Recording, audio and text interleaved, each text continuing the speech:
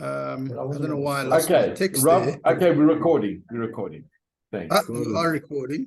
Thanks a lot. You are recording, but I don't know what happened to the text now. The text, And it went into some other. What is that about? What is that about? Okay, let's try again. he's got exactly the same computer as me, man. Oh, really? I was at the gym and I got into my boots and they stole my computer. Company replaced it with exactly the same one. You're here. I'm on here. I've got exactly the same computer, Nova. Are you? Yeah. Are you coming home tonight? Yeah. You should say hello to your customer. Except mine's got the silver. What is going on with my text? Why do you have to accept when people record? Oh, you know why? Because as a matter of interest, because I'm the host, Yeah. and if a person is, we're just answering a technical question here. If a person's so-called a guest, they need permission to record, because like if you're having a meeting, there might be, but also a person needs to know that they've been recorded. but it's your meeting. If you're the host, you created a meeting. Right. So Zoom is basically applying it's like an ethical protocol. That- You record it. It's your meeting, you record it. We are notified if you want to accept it or not. So you're notified, but that's not a permission. I think that's a notification. No, You have to you be don't accept notified, it. but You have to accept it. you have to accept it. I got it. You can't get on with it. You're on it, but it comes My over. banking as well. But I think, but there the concept, there the concept is you have to be aware that you're being That, recorded. in case you say something, I haven't used Zoom, I think since COVID died. COVID died, hasn't died yet. COVID's just sick at the moment. Harry Moore. But Mary said at the moment. Very good. Apologies, it's good. Can't come in. Oh, you're kidding me, I'm gonna need to go to Israel soon. They've locked the airport. Listen, I don't think you want to get insurance. Insurance not the For plan. me, they will not be. Because my children I see you making the announcement. Tomorrow, everything. tonight. Because my children are supposed to go on Sunday morning. The worst thing I'd say is on the plane. Yeah. You Sorry? get COVID so easy on the plane. It's history. Yeah. Hashem's got to protect What what is we going to be do. talking about? Gentlemen, let's learn a bit of Gemora. L'chaim, into the Gemora. Are there any yard sites or anything we're learning for tonight in particular? 5th of Nisan, 6th of Nisan, actually, about tonight. Yeah. No, Ascoras for the month. So just a rerun of a few lines that we did last week, and then we're going to do some new lines. And I think Ephraim was noticing, some of the guys were noticing that we're just a few pages from the finishing line of Perek Beis of chapter 2. So please God, I think that will be 2 or 3 sessions into the post-Pesach season. We'll be completing the second chapter. We can have a Pesach Sheni. Second Chag, we can meet. Second, I think by Pesach Sheni, somewhere there we can have a siyum on the second Perek. So we said, How long have we been on it? let me find it for you there. I think it's here. Also, You deserve a Zoom after 3 years, I 50 think. years. He didn't finish a period. That's right. I think after 3 years, you deserve a Zoom, man. Get this thing. We were. Get this guy off. Oh, here it is. That's why COVID did come, because of Baba Zazara. That is the caper flower. Jews worshipping idols, not Jews. You worship Hashem. I think it We was don't here. worship We idols. did read Where's them last going week. on? Dag Maliach. Yeah. We'll reread from Dag Maliach. Sorry? Secularism So we said, people, let's go back into the Gemara here. Because I want to just cover a little bit of ground here, and it's already 10:02. Rabbi Sai. So we said that the Gezerah, the decree that the sages made regarding Now No, you Mark. are. No, I've got half an hour. Half an hour you couldn't. I'm just I'm reading just 2 or 3 lines from last time and then going into new lines. That I know, but what the word? Dag Maliach, herring, salted fish. Actually, Like Matthias. That's where the word dugfish came from. Is the top, Dugfish. middle, Is bottom. it still running dugfish? Yeah. No, that restaurant's not right.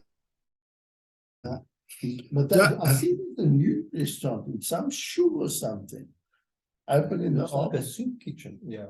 That If you can, you can't.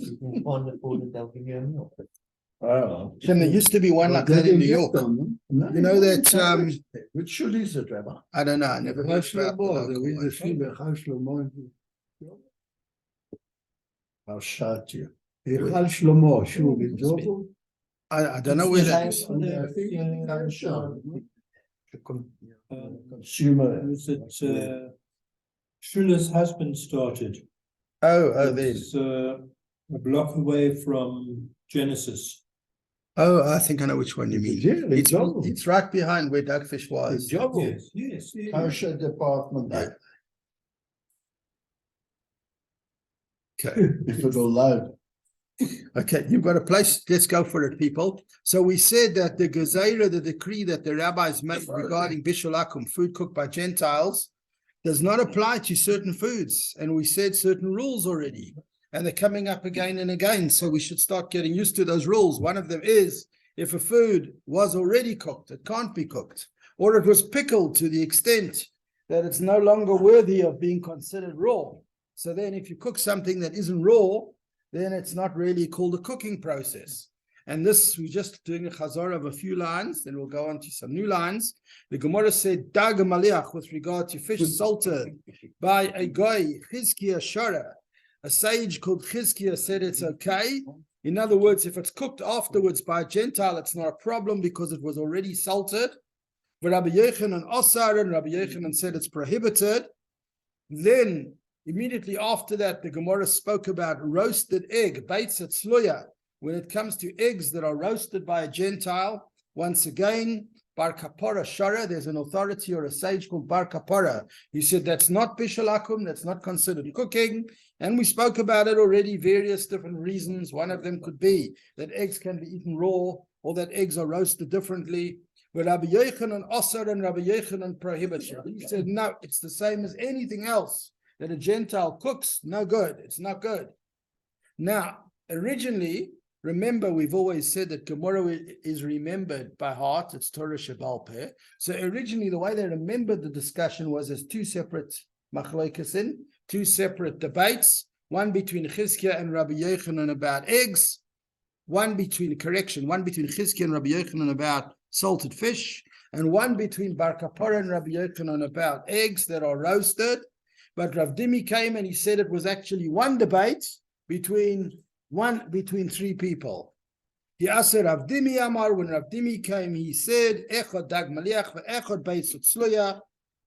This will remind you a bit about your Haggadah. Echad tam ve'echad rasha ve'echad this one and that one and the other. It's like both the salted fish and both the roasted egg. It was the same debate with all the people. Chizkiah and Bar Kapara said it's allowed, that those are not foods in the category of foods that are not allowed because they're cooked by Gentiles, and Rabbi Yochanan prohibited. So it's a difference of opinion as to the structure of the argument, that it's not two separate arguments, it's one.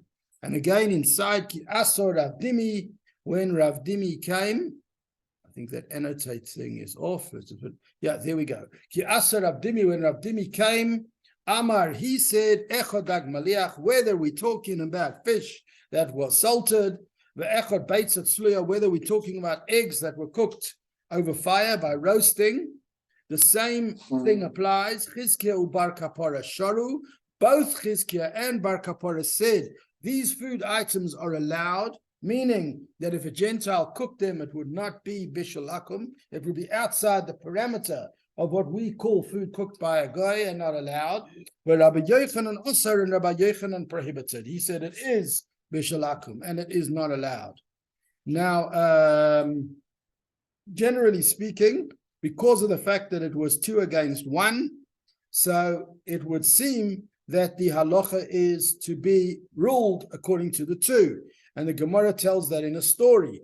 Rab Chia Parva Ikla Lebeireish Galusa, The Gemora tells us that Bacher of Parva arrived at the home of the leader, the Exarch, who was called the leader of the Jewish people in Galus. Amrulay, and they asked him this very question, Beitzot Sloyomai, what is the halacha concerning an egg roasted? And we always talk cryptically, because when we say an egg roasted, we mean an egg roasted by a non-Jew. A non-Jew roasted the egg. Is it bishul akum? Is it considered food cooked by a Gentile or not? Amalahu, he answered, he said, look at that argument that we just mentioned above. Look at your numbers. Chizkiel bar kapara sharu. Chizkiel and bar kapara said it's okay. The Rabbi Yochanan Osar, and Rabbi Yochanan, who is one authority versus two prohibited. The words of one authority do not stand up to two. In other words, follow the two that said that it's okay versus the one Rabbi Yochanan who said that it isn't. That's how he answered them. Amalahu Rav Zvid. Rav Zvid said to them, don't listen to him. In other words, he very strongly opposed this view. Not the Tzaitulo. Lo Tzaitulo. tetzaitulai. Lo tatzaitulai.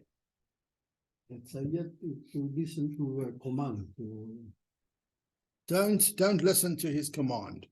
Hacha Amar Abaya. This is what Abaya said. The Chasa Kavasa de Rabbi Yochanan. The halacha is according to Rabbi Yochanan. Sometimes we have a tradition, and in this case, the tradition is that the halacha is like Rabbi Yochanan, whether they two against one or not. Ashkayu negaita the chala. They it could be that this is what's the word figurative, but the way it's spoken of, they gave Rav Zvid a cup of spiced vinegar to drink, and the nach nafshay, and as a result of that, he died. In other words, they were unhappy with his opinion. It doesn't mean quite literally, it does these things. It means that they were very unhappy with him for taking Rabbi Yochanan's side against the other two. Just to mention, it's important to remember that there are different ways that the rabbinic injunctions work, the injunctions or decrees of the rabbis. One of them is, and this is just a general rule, one of them is based on reasoning. Like for instance, we have this in the Gemora and the Shiurim, that based on the formulae that they have, they calculate that something, a halacha, could be in a certain way. As we've mentioned many times, when we open up our davening in the morning, we've got Rabbi Yishmael Omer B'Shloishes Remidos HaTorah Nidreshes. The Torah is expounded based on 13 formulae.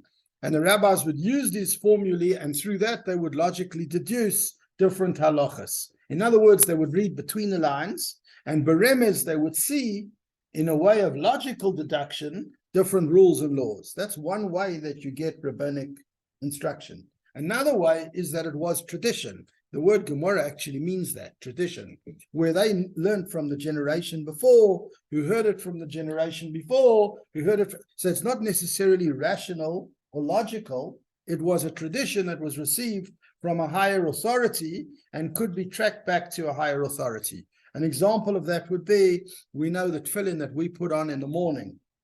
If you look at the way the Torah itself, the written Torah describes tefillin, it doesn't tell you exactly what they are. It just says that you'll bind them as a sign on your hand. What kind of sign? A sticker? A piece of paper? What do we mean by a sign? There'll be a sign between the eyes. So how do we know that it's a specific kind of box made out of leather, split into 4 portions in the case of the shalrosh, written as one in the case of the shalyad, with particular straps, strapped in a certain way that this box is near the heart, because that was L'Moshe Misinai. That was the tradition that the rabbis learned, that wasn't logically deduced. It was something that they received from the generation before them, who received it from the generation all the way up. So there's different types, and in fact, it's in the Rambam, in Mishpatim, where the Rambam describes that there's actually 3 pillars of rabbinic injunctions. One is logic and reasoning, the 13 attributes, as we said. One is tradition, that this was the way they heard it, and they've got authority. And the third was sometimes they would make a rule based on specific circumstances of a specific time. They would say, hey, things are dangerous right now. We need to make a rule that people, just to protect Am Yisrael in a certain kind of way. Bishul Akum is actually one of these. They were worried about assimilation, so they made the rule that the people should not eat together too much. They shouldn't bake together. They shouldn't cook together. And such rules like that, they were made because of a particular time zone and a particular circumstance where they needed to protect the people. So those were three kinds. And even over here in Gemora, sometimes a ruling could be a tradition. In other words, where somebody came along and said that I heard from Bacher that he said that the halacha is like Rabbi Yochanan. Regarding this debate that you're having, I know you might have said that it's 2 against 1, but more powerful than your 2 against 1 is the tradition that we heard from a great teacher who heard from a great teacher that the halacha is like Rabbi Yochanan. We rule like Rabbi Yochanan that you are not allowed to eat these things, roasted eggs and salted fish, if they were prepared, if they were cooked by a Gentile. So that's what we had in that discussion. How does the part today? Sorry? Is that how we hold? Yeah, that's how we hold. I don't think we allow a non-Jew to cook eggs. Yeah. And in general, What do you make the golf? we don't differentiate. We generally don't differentiate between the different kinds of foods. We don't say, oh, this could be eaten raw, this could be eaten. Look, maybe if a person comes to a rabbi with a shaila, with a question, he might be more lenient if the kind of food that was cooked was already cooked. You know, if a person says that the non-Jew cooked and what did they cook, maybe, I don't know, maybe they made some very interesting dish that the meat that they used was already fully aged, and because of the brine and the aging, it was on some level considered pickled enough that it's not going to cook again. So he might say that maybe the kalim, the vessels, are not a problem. It's not as serious as if something was cooked from scratch. The Gemora continues to discuss the halachic status of various foods. So now we get a little bit into food engineering, where the Gemara talks about Tanu Rabbanan, the rabbis taught, HaKafrisin, which is caper buds. Very interesting. We're getting a bit of a shiur on different types of foods.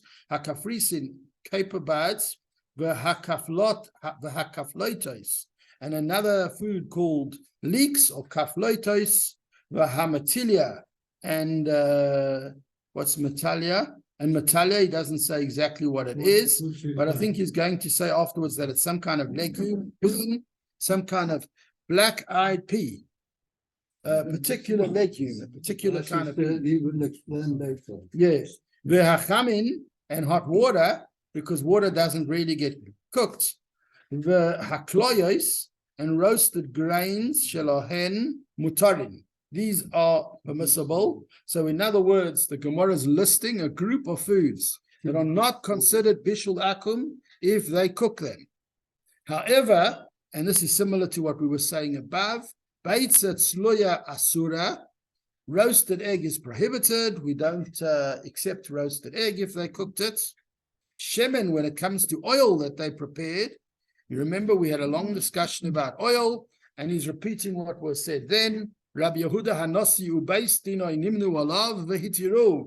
Rabbi Yehuda Hanasi and his beistin voted on this matter, and they permitted it. Yeah, if you remember, the Gemara had said earlier that the prohibition of different things prepared or cooked by Gentiles extended to oil originally, that even the oil that they made, oil was a very big part of cooking and preparation, the squeezing, the pressing, olive pressing, and originally oil had a ban on it, just like cooked foods and cooked milks.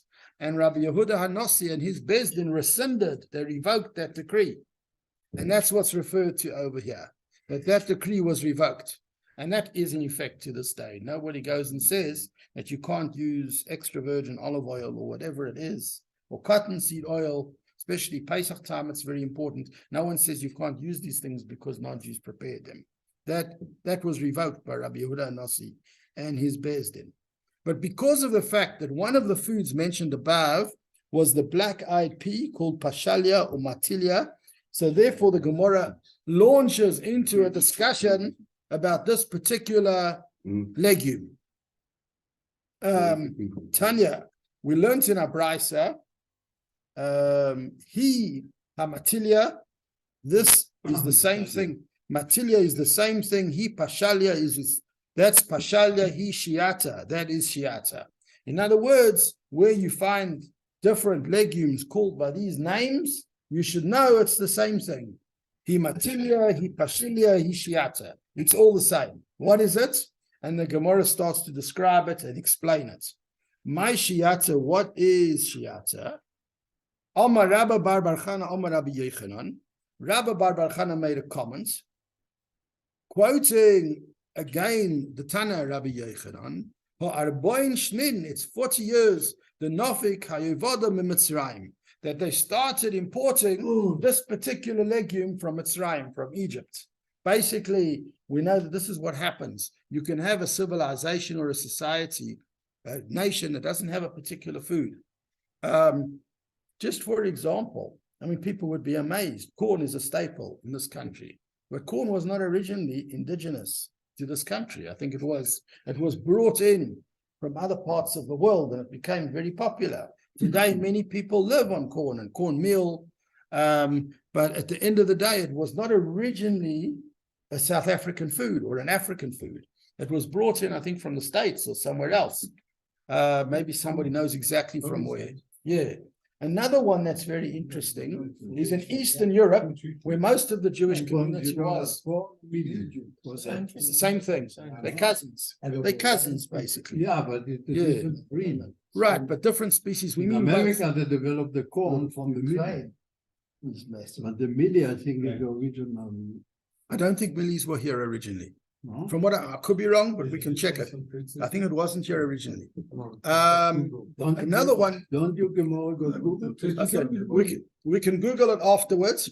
But the idea also is in Eastern Europe, in most of the countries where the big Jewish communities were in the 19th century and 18th century, and going backwards, there were many places that didn't have potatoes. Potatoes were introduced from the Western Hemisphere and brought, yeah. Can you imagine? Yeah. In fact, there's a famous Potatoes came from the British. there's a famous idea that we're lucky that potatoes arrived in our diets late. And the reason is because they say that if potatoes hadn't come late, the Ramah would have prohibited them on Pesach, because he prohibited kitniyot. He prohibited most things. Yeah. Potato also. Said about potato. Quinoa is a grain. Yeah. But they say it also. Definitely would No, but be, no, quinoa is not a grain, it's a vegetable. I know, Yeah, but it looks like yeah. grain. But it looks like a grain. Well, I'm sure it could be earlier. But I think it was said very much about potatoes too. In the Maize 19 was introduced by the Portuguese into South Africa in the 17th. what is it? What was? Maize. Maize. Yeah. Ah, so we got the one right. Yeah, Yeah. Portuguese. The Portuguese in the 17th century. Yes. That's why they're such a Yeah. team versus. The Portugal found America. Now, by the way, you know where this was a big issue. By the way, you know where this is a big issue. Many people, have we call it meshugas and crazy customs when it comes to Pesach. And one of the things that happens when it comes to Pesach is many people have a tradition that they don't like to eat something on Pesach if they weren't taught by their parents and their grandparents and their great-grandparents that this is okay to eat on Pesach. So you've got in many communities in the world the varying customs. Pesach, as diverse as we are, we get even more diverse on Pesach because people have more customs and more fascinating stuff. And one of the things is that there are communities where people don't want to use something. If they don't remember that their Baba used it on Pesach, then it's not there. Now, what actually happened was when new things were introduced, it became a problem because who would be able to tell if you could use it on Pesach? And there's a famous story that it was in the early 1940s, in the time of the previous Rebbe, the Rebbe Rayatz, the Frierdiker Rebbe, was in New York, and at one time he wasn't well. And the doctors said that they wanted him to eat bananas. Bananas have, what is it, potassium or something? Yeah. Potassium. They wanted him to increase his potassium. So they recommended that he should eat a lot of bananas. but where he came from, they didn't know what bananas were. There weren't bananas in whichever parts of Poland and Russia he came from. And they were very concerned, especially because it was almost Pesach. And this thing called a banana, can you eat it on Pesach? And he called Rabbi Israel Jacobson. Rabbi Israel Jacobson was in America for many more years to say that the doctors recommended that he eat bananas. Is there a problem eating this thing on Pesach? He said, not a problem at all. It's got a very strong peel. You can take it off and you're good to go. In fact, sorry, it's easy to peel because a lot of people also have a custom that they only eat things on Pesach that they can peel. They don't want to eat the peel because the peel comes in contact, one of the Pesach customs. The peel of anything has exposure to the world. You know, you bring it in, you peel it in the house, at least the inside has, no one could have touched it. It couldn't have gone anywhere. Couldn't have been next to anybody's bread. So, but certain things are hard to peel. I mean, try peel a grape, it doesn't go so easy. Try peel a strawberry, but so bananas are very important Pesach food in many places because it's an easy to peel. Ava is also Yeah, Ava is very popular. Avocado. Anyway, so what reminded me of all of this is Rabbi Yochanan says over here, okay, here the discussion's not about Pesach, but it's about Bishalakum, based on different foods and how those foods are processed, because we're saying, I think the idea is the reason why the Gemora is studying these foods is some legumes are eaten in their raw state, and like certain nuts are eaten in their raw state. And if it can be eaten in its raw state, then as we said, Bishalakum doesn't apply to it, even if you can potentially cook it. Like, I mean, if you go into the shops, you'll see raw cashews and roasted and salted cashews. So technically speaking, the fact that it's eaten raw means that even if it's roasted and salted, it shouldn't be Bishalakum because it can be eaten raw. And so there's a whole study of different kinds of foods and how they're prepared. And that's why the Gemora came to talk about this particular lentil, which became popular. It was a particular black-eyed pea. Maybe it had a little black eye or spot on it. And Rabbi Yochanan says,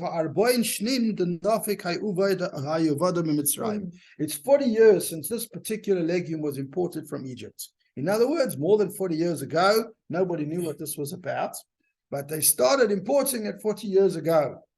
But Rabbi Bar Bachana today, Omar, Rabbi Bar Bachana himself says a slightly different number. It's 60 years since they started bringing this particular black legume from Egypt. So the question is, what's our time span over here? One says 40, one says 60. So the Gemara says, no. It's not an argument. Mar bishnai or mar bishnai. Each one, it's based on his years. It was only 40 years since it arrived from Egypt in the time of Rabbi Yochanan. And Rabbi Bar Bachana commented, when he commented 20 years later, it was 60 years. 40 plus 20 equals 60. So there's no difference of how long it was since this particular pea, this particular lentil came from Egypt. And then the Gemara starts to discuss the way that this particular lentil was prepared. How did they prepare it? They would prepare it in the following way. Very unique preparation system. Maisa bizra, they would take parsley seeds. Bizra de karpasa. Can you see the word karpas there, by the way? We have karpas, and although karpas is called parsley in many places, in the sense of the Seder or Pesach, you may use any other vegetable, but you can see here in Aramaic, parsley being called karpas. Maisa bizra de karpasa, they took seeds of parsley, ubizra de kitana, and root, and seeds of flax root, ubizra de shavlilsa, and fenugreek root. So these were three different seeds or spices or herbs. But Torah lahu bahada hadada, they would then soak them bepshura in lukewarm water. So we're getting a recipe over here. They would soak these three types of herbs in lukewarm water. V'shav kalei ad makabel, and they would leave them to sprout. Umaisa chatz v'chadata, then they would take new clay or earthenware pots. Umalalahu maya, and fill them with water. V'torabahu gargishta, and they'd also put red clay, which was called gargishta, in it. The commentaries explain that gargishta, which is a red clay, was actually very popular as a, like nowadays we have our press stick and all these kind of things. So they used it a lot to seal things. It was a bit of a substance that you could use as a pâtissier. You could manipulate it. And because it was pretty much edible, it wasn't toxic. It wasn't a bad way of sealing things. Don't forget they didn't have Glad wrap in those days, and they didn't have fridges. Sometimes you needed to close something off. So this kind of red clay worked well as a sealant. Umadabkin Bay, they would then stick the seeds and the roots inside this clay, and it would grow so fast. The Gemora discusses whether this is mythological or actual. V'aydim lebeibana, they would then go to the bathhouse. Adanofku, by the time they came out, malavlava, these seeds had already sprouted. In other words, he tells it as if they grew so quickly when they would put these seeds in these in this clay, in this lukewarm water with these other ingredients. You could literally go have a hot bath in the bathhouse, and when you'd come out the bathhouse, it was already sprouted. But then they would eat from it, and it was a great coolant. The kayora, it would cool them down. You know, you need to cool down after the bathhouse. From the top of the hair of the head to the nails of the toes, this stuff, eating the stuff would cool them down. Now, the Gemara then discusses if this is literal. You know, like sometimes people exaggerate. They might say, my grand cooked that in 10 seconds. Is it literal, or is it a little bit of an exaggeration? Did they just want to say that it's a very fast-growing sprout? So Omar Rav Ashi said, Amali Rabbi Chanina, that Rabbi Chanina told me, milin, these are just words. In other words, it was the way people describe things. They wanted to say that this is a fast-sprouting seed. They didn't literally mean that when you went into the bathhouse and you came out, it grew. But Amrila, some people say, b'milin, that they had special mystical, how would you call it? The spiritual people that can make a little bit of magic. They can whisper something and cause something to happen. So there's one view that it was, there's one view which is more grounded and down to earth. Yeah. Powers. The powers were that they would like have certain ways of whispering or talking. Interesting, we say in the morning the story of the Keteris. We talk about the incense offering that was brought every day in the temple, because it was a very holy offering, and just talking about it or studying it every day brings tremendous merit. One of the things, if you read the English translation, it talks about the whole process of how they made it. They would grind it fine. There's one place where it actually says that they would actually stand there saying, Hodek, Hodek, Heitev, Hodek, grind well. And literally it said, because speaking over it is good for it. It's almost like those grannies that part of the recipe was telling the chocolate cake, now rise nicely, be a good boy, you know what I mean? Fill that pan, get fluffy. Talking to the plants. Here we're talking about talking to the food. While you're baking and cooking, you got to talk to the food. It doesn't answer you. So you're not talking to the... I'll talk to my dog, he listens to me.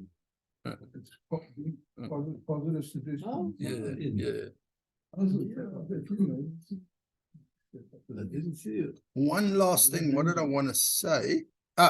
We spoke at the top about the caper buds. Just a matter of interest, when it said above that caper buds are mutter because capers could be eaten raw, there's actually a machlokas between Rashi and the Red. One of them says that the reason why caper buds don't have a problem of bishul akum is because they can be eaten raw. You can snack them without cooking them.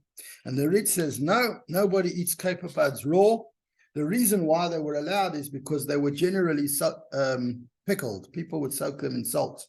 And once they were soaked in salt for a while, they were no longer considered raw, so the cooking of them wouldn't be a problem. And then the third idea was, there were three different ideas, that it actually came from something completely different. We've been speaking a lot about bishul akum, which is foods cooked by Gentiles. The problem was that the tradition was to spray the capers with wine. And the wine was the problem, not the capers. So because generally people, like sometimes olives might be sold in a certain country or culture, that the brine would always have wine inside it.